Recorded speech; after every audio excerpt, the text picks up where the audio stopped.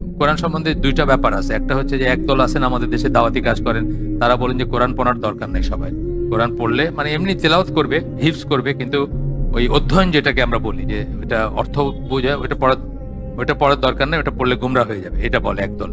আরেক দল ঠিক তার উল্টাটা বলে যে সবকিছু কোরআনে আছে, তুমি জাস্ট খুলে তোমার সলিউশন তুমি নিজেই পাবা। এটাও রং। আমরা কি করব? আমরা কোরআন পড়বো, আমরা অর্থ নিয়ে চিন্তা করবো, ভালো তফসির পড়বো, অনুধাবন করার চেষ্টা করবো, কন্টেমপ্লেট করার চেষ্টা করবো, সব ঠিক আছে। আমরা ফতোয়া দিব না, ফতোয়াটা আমাদের কাজ না, এটা বিশেষ মানুষের কাজ, এটা রেখে দিব আমরা। বাট আমরা বুঝবো জিনিসটা।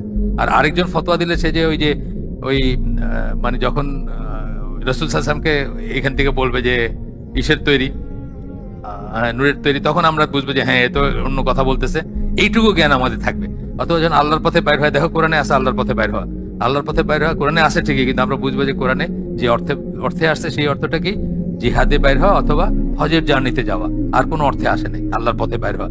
কিন্তু এখন মানুষ কি করে, আল্লাহর পথে বাইর হয়ে এটার সাথে ট্যাগ করে দিতে চায় যে এইটুকু দেখো কোরআনে আছে আল্লাহর পথে বাইর হওয়া। তো এই জিনিসগুলো অন্তত আমরা বুঝবো।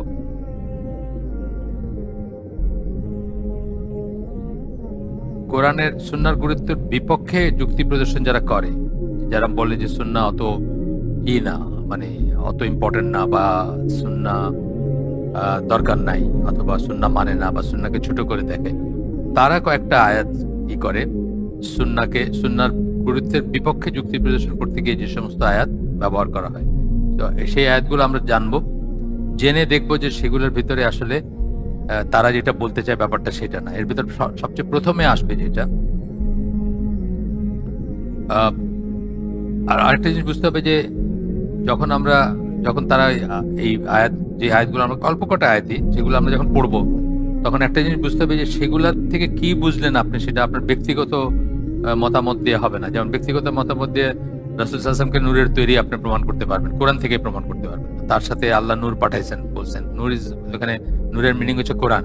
কিন্তু আপনি যদি বলেন যে তার সাথে নূর আছে, উনি নূরের তৈরি, আপনি অনেক কিছুই করতে পারেন, সেটা তো হবে না। মানে এটা এই জন্য আমরা এরপরে যদি আমাদের আল্লাহ বাঁচায় রাখেন, তাহলে এরপরে আমরা যে বইটা ধরে পড়বো সেটা হচ্ছে এই জামাল জারাবজুরি একটা বই, কোরআন অধ্যয়নের সঠিক পন্থা। ওই বইটাও খুব ইম্পর্টেন্ট বই।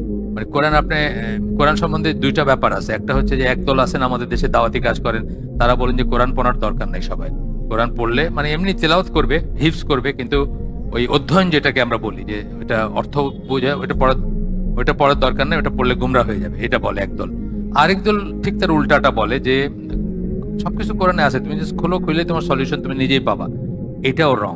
কারণ কোরআন থেকে রুলিং ডেরাইভ করতে হলে তাকে মুজতাহিদ আলেম হইতে হবে, তার অনেক কিছু জানতে হবে কোরআন থেকে, যে রুলিং ডেরাইভ করবে, ডু অ্যান্ড ডো নটস, ফতোয়া, অথবা এটা করা যাবে ওটা করা যাবে না, তখন তার অনেক কিছু জানতে হবে। বাট আমরা কি করব? আমরা কোরআন পড়বো, আমরা অর্থ নিয়ে চিন্তা করবো, ভালো তফসির পড়বো, অনুধাবন করার চেষ্টা করবো, কন্টেমপ্লেট করার চেষ্টা করবো, সব ঠিক আছে। আমরা ফতোয়া দিব না, ফতোয়াটা আমাদের কাজ না, এটা বিশেষ মানুষের কাজ, এটা রেখে দিব আমরা। বাট আমরা বুঝবো জিনিসটা। আর আরেকজন ফতোয়া দিলে সে যে ওই মানে যখন রসুল সাল্লামকে এখান থেকে বলবে যে ইসের তৈরি, নূরের তৈরি, তখন আমরা বুঝবো যে হ্যাঁ এ তো অন্য কথা বলতেছে। এইটুকু জ্ঞান আমাদের থাকবে। অথবা যখন আল্লাহর পথে বাইর হয়, দেখো কোরআনে আছে আল্লাহর পথে বাইর হওয়া, আল্লাহর পথে বাইর হওয়া কোরআনে আছে ঠিকই, কিন্তু আমরা বুঝবো যে কোরআনে যে অর্থে আসছে সেই অর্থটা কি জিহাদে বাইর হওয়া অথবা হজের জার্নিতে যাওয়া, আর কোনো অর্থে আসে নাই আল্লাহর পথে বাইর হওয়া। কিন্তু এখন মানুষ কি করে, আল্লাহর পথে বাইর হয়ে এটার সাথে ট্যাগ করে দিতে চায় যে এইটুকু দেখো কোরআনে আছে আল্লাহর পথে বাইর হওয়া।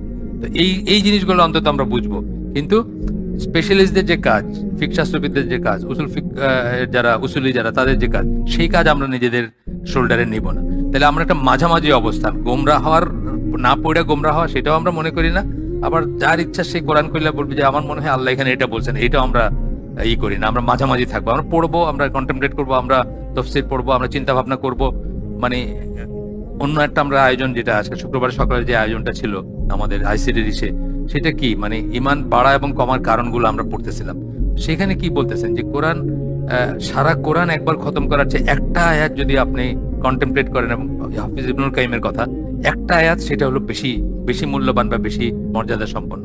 কারণ কোরআনটা জীবনে অ্যাপ্লাই করার জন্যই করা হয়েছে। সুতরাং আপনি সেটা যদি অনুধাবন করেন তাহলে অনেক বেশি লাভ হলো। তার চেয়ে মানে কোরআনটা পড়ে গেলেন জাস্ট একদম গড়গড় করে করলেন, যেটা আমাদের এখানকার অধিকাংশ মসজিদে আর তারাবিতে যেটা পড়ে, আপনি বোঝেনও না। মানে ইভেন আপনি জানা সূরাটাও আপনি অনেক সময় ধরতে পারেন না। জানা একটা বড় সূরা জানেন আপনি, যেটা অনেকবার পড়ছেন, কিন্তু এমন ভাবে তেলাওয়াত করে গেল আপনি ধরতে পারলেন না যে কি পড়ে গেল এটা। সেটা তো আর পারপাসটা ডিফিট করে দেয়। যাই হোক,